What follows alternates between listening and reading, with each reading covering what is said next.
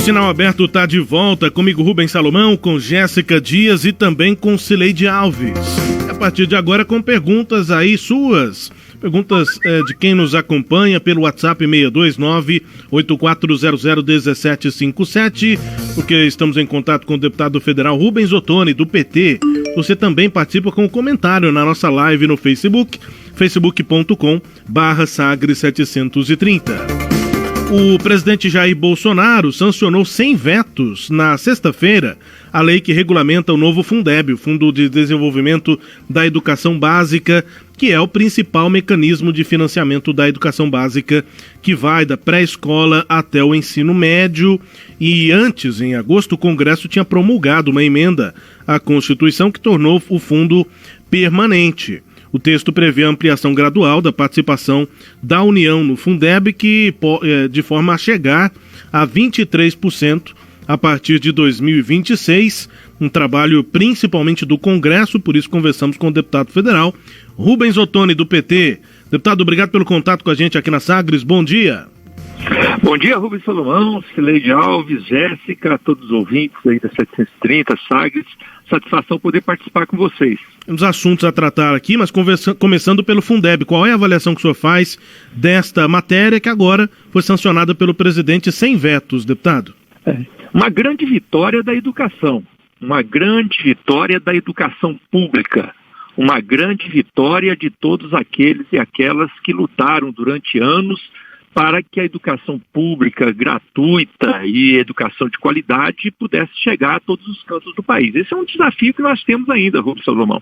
O Brasil ainda tem muitas desigualdades e por isso o Fundeb foi criado lá em 2007, eu tive a honra de poder participar dessa criação, mas naquela época ele foi criado como um fundo provisório, com validade até 31 de dezembro de 2020. Daí essa grande discussão que teve esse ano, porque se não houvesse a organização e a elaboração desse novo Fundeb, a partir de 1º de janeiro não haveria recursos para a educação básica do nosso país.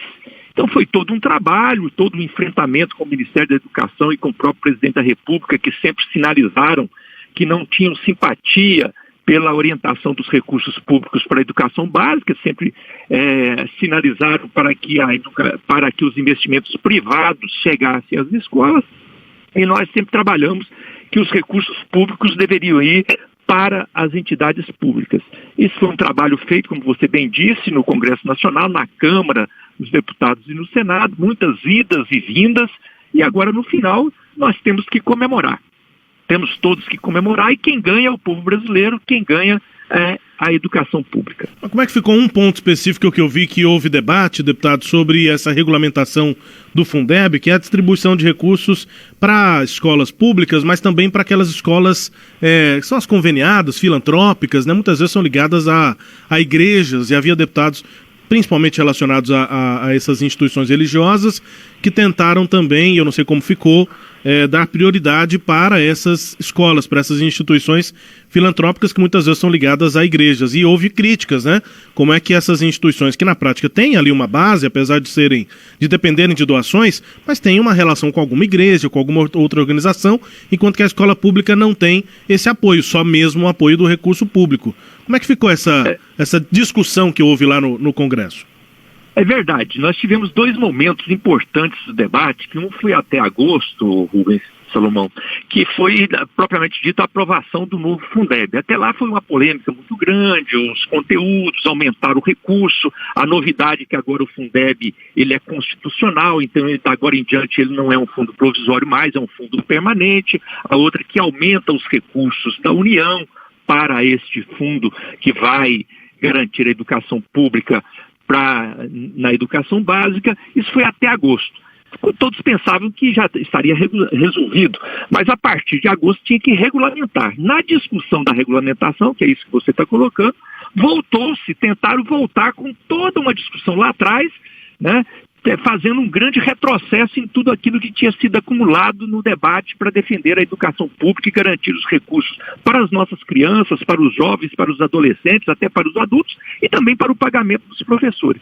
Na regulamentação voltou esse assunto que você colocou, que era tentar direcionar os recursos previstos para as escolas públicas, que eles pudessem ser usados também em entidades privadas, entidades filantrópicas, entidades religiosas, inclusive até do Sistema S. Então isso aí estava totalmente fora daquilo que o Congresso tinha discutido até agosto. Então, no apagar das luzes, tentaram voltar com esse assunto. Mas isso foi refeito. Com problema no contato aí com o deputado Rubens Ottoni, né? Falhando a ligação. Espero que tenha sido retomado. O senhor estava dizendo o que aconteceu então na prática. Como ficou, deputado? Dizendo para você que na prática nós conseguimos reverter no Senado. No Congresso, na Câmara dos Deputados, foi votado que os recursos poderiam ir para as entidades filantrópicas, mas o Senado reverteu e na volta do debate na Câmara nós conseguimos manter. Então, na prática, o recurso público vai ficar para a educação pública, vai ser investido nas escolas públicas para garantir educação gratuita e de qualidade para as nossas crianças, adolescentes, jovens e adultos. Então, esse é que ficou definido e também que aumentou o recurso, pode ser usado, os municípios podem usar até 70% do recurso para pagamento dos profissionais da educação e também isso, antigamente era só os professores, agora poderá ser usado também para os psicólogos e assistentes sociais. Cileide Alves. Deputado, como é que explica que a Câmara dos Deputados tenha incluído essa destinação de recursos para as escolas filantrópicas? A medida caiu no Senado, o projeto voltou para a Câmara, depois com 470 votos favoráveis e só 15 contrários, a Câmara recuou da votação que ela tinha feito antes. Como é que explica essa virada tão grande assim na posição da Câmara?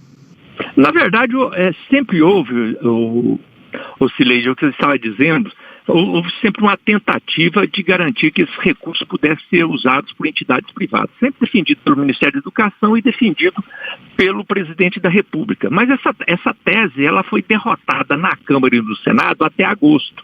Uma discussão muito difícil, levou muito tempo, mas nós conseguimos derrotar. E parecia que isso estava resolvido.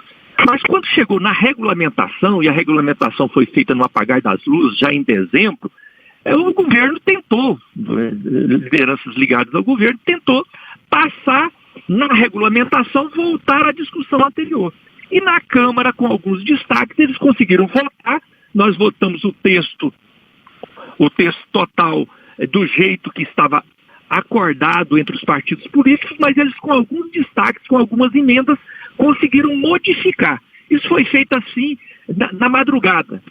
E aí a repercussão foi muito negativa. As entidades, as lideranças, todo o movimento que defende educação pública no país reagiu com muita força e foi para cima do Senado. E no Senado conseguiu reverter.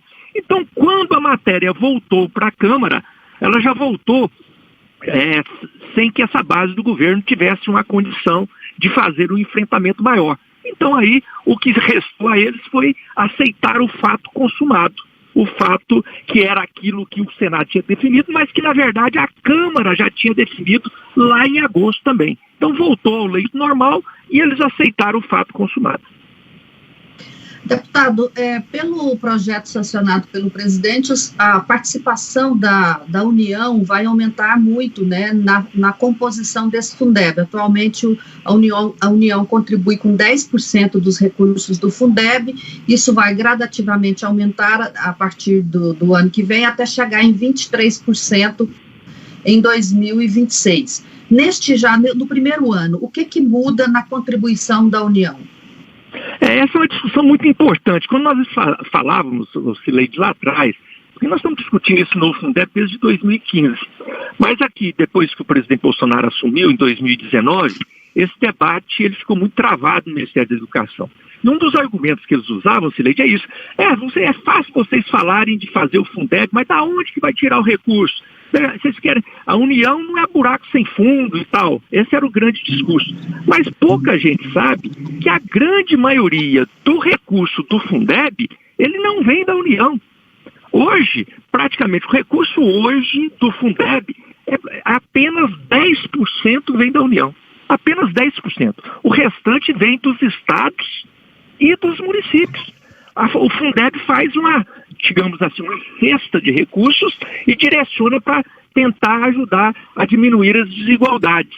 Agora, o que nós fizemos? Nesse Fundeb permanente, porque como eu disse, agora está na Constituição, ele vai ser permanente, então ele começa agora já em 2021, vai ter 12%, aí vai gradativamente, vai aumentando, até como você disse, chegar em 2026 com 23%.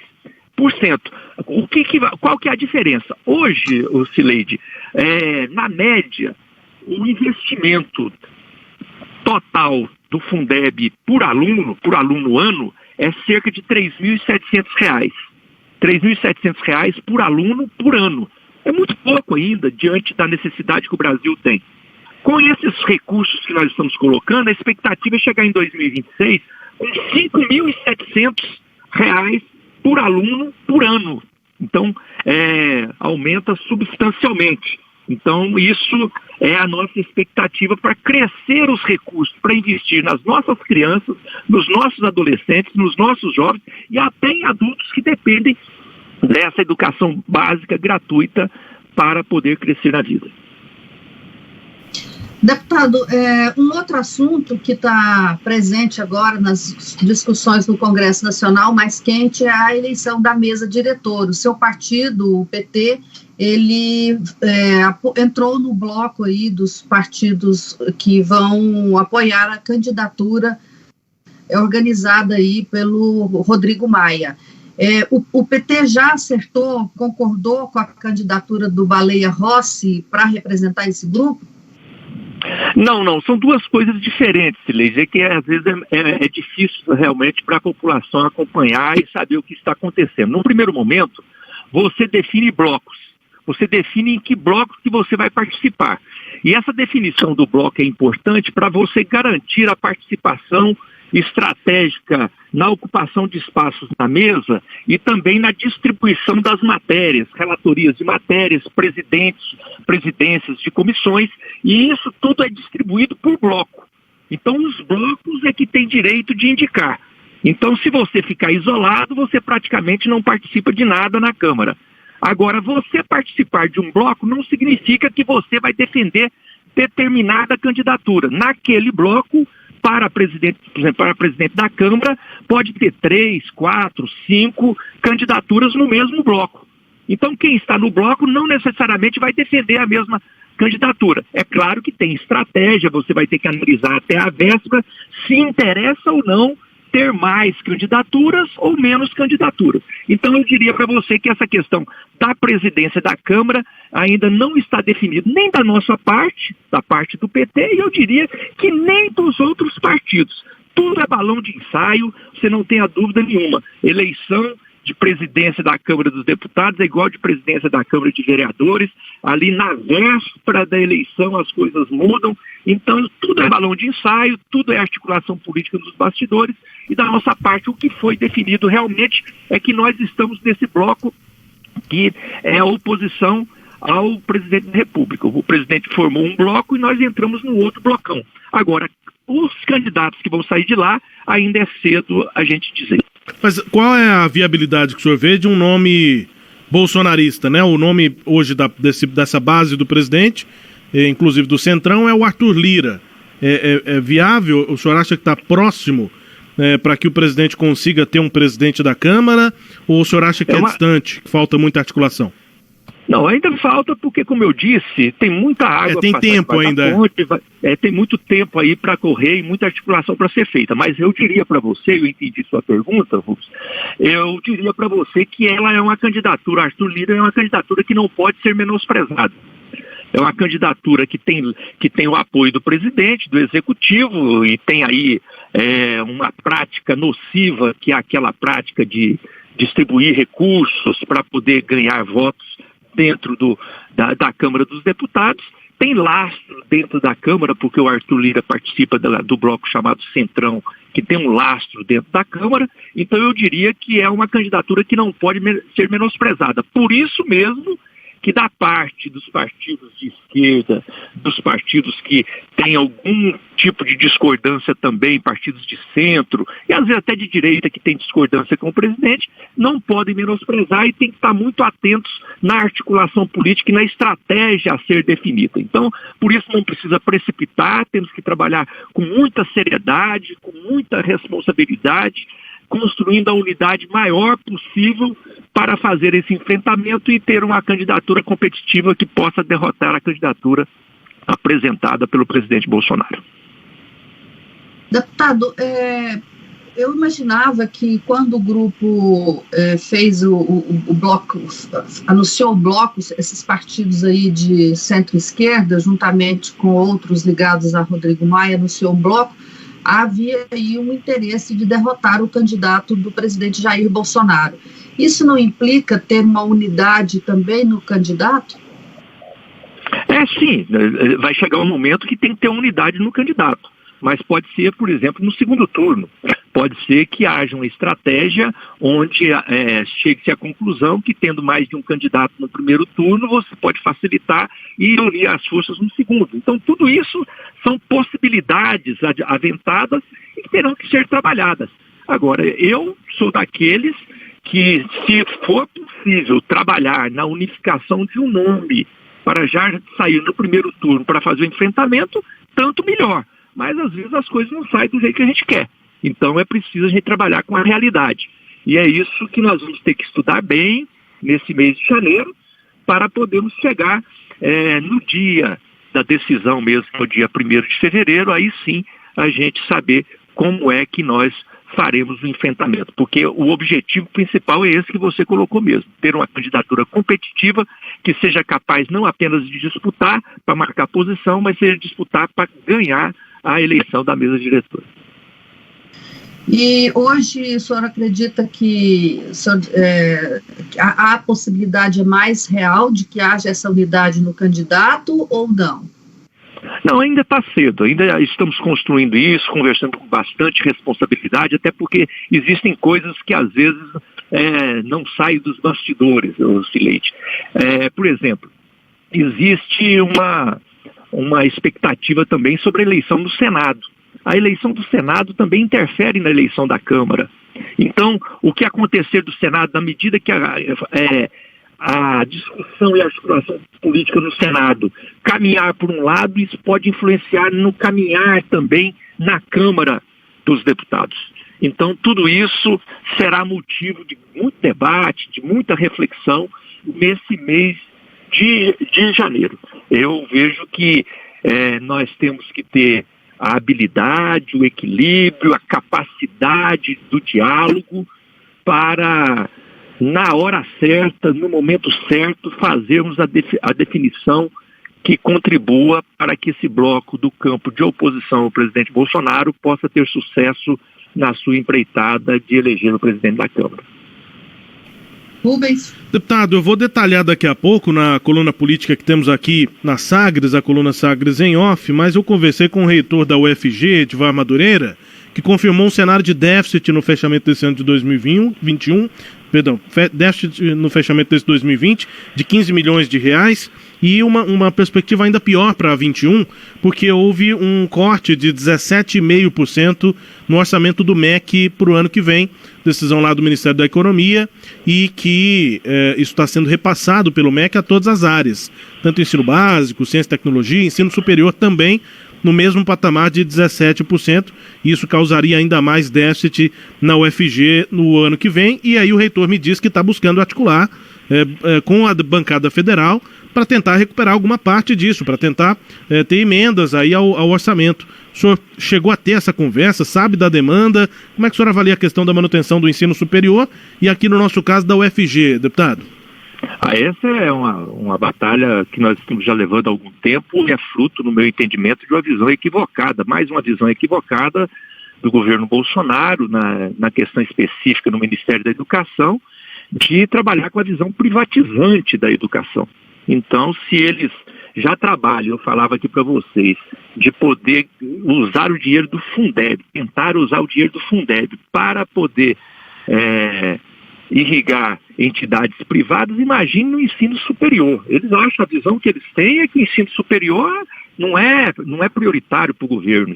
Ensino superior, quem puder fazer, faz, por suas próprias custas. Isso é um equívoco. Nós temos que investir no desenvolvimento científico, tecnológico do nosso país, e nós fazemos isso preparando as pessoas para poderem ajudar o nosso país a se desenvolver. Então, eu sou daqueles que defendo o investimento público no ensino superior e, por isso, trabalho com todas as forças para ajudar as nossas universidades federais e também os nossos institutos federais. E nós estamos articulando, sim. Estamos trabalhando para que estes recursos que foram cortados, já foram cortados no ano de 2019, já foram cortados nesse ano de 2020. E a sinalização para 2021 é pior ainda.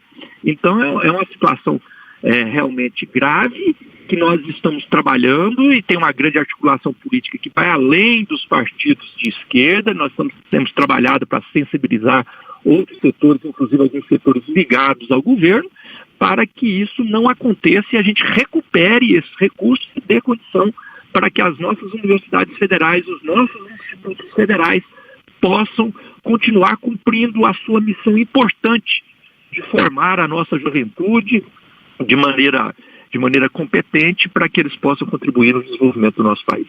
Pois é, mas na prática, emenda vai ser apresentada, o que é que vai ser feito?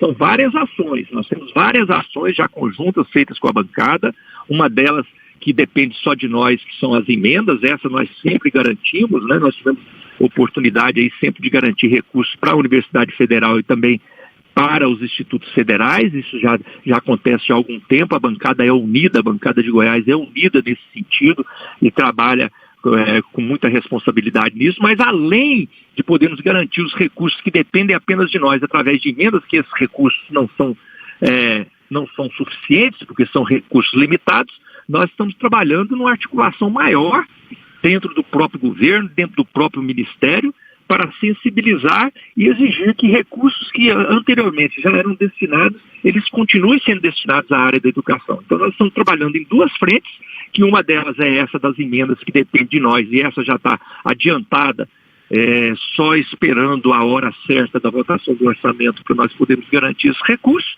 mas sabendo que esses recursos de emendas não são suficientes. Então nós teremos que trabalhar numa outra frente, já estamos trabalhando, que é essa da articulação política dentro do próprio governo. Deputado, só para finalizar, o PT tinha em 2012 17 prefeitos eleitos na eleição, depois em 16 caiu para 3. E se eu não estou enganado, nessa eleição de 2020 também só elegeu 3 prefeitos. Como é que a senhora avalia esse resultado aí do PT nas urnas em campanhas municipais?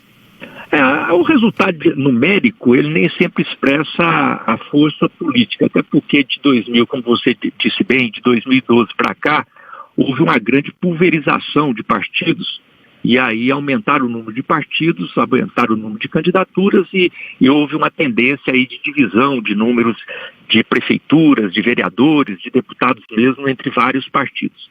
Agora, do ponto de vista nosso, nós entramos nessa eleição, na prática, nós entramos nessa eleição com 2 prefeituras, que era a Prefeitura de Nova Aurora e a Prefeitura de Goiás. E na cidade de Goiás nós já governamos há dois mandatos e tivemos a felicidade de fazer também agora o sucessor.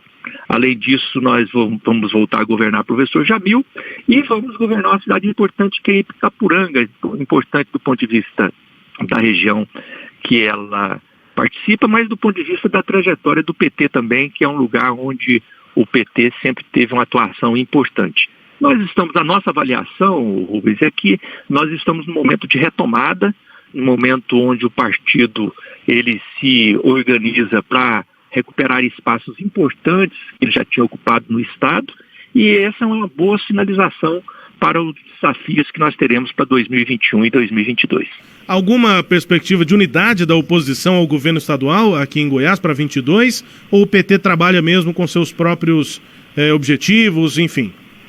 Não, há um interesse sim de poder fazer um trabalho de discussão. A nossa bancada na Assembleia Legislativa tem trabalhado esse diálogo dentro da Assembleia, tentando trabalhar o máximo possível a unidade daqueles que têm uma visão contrária ao atual governo.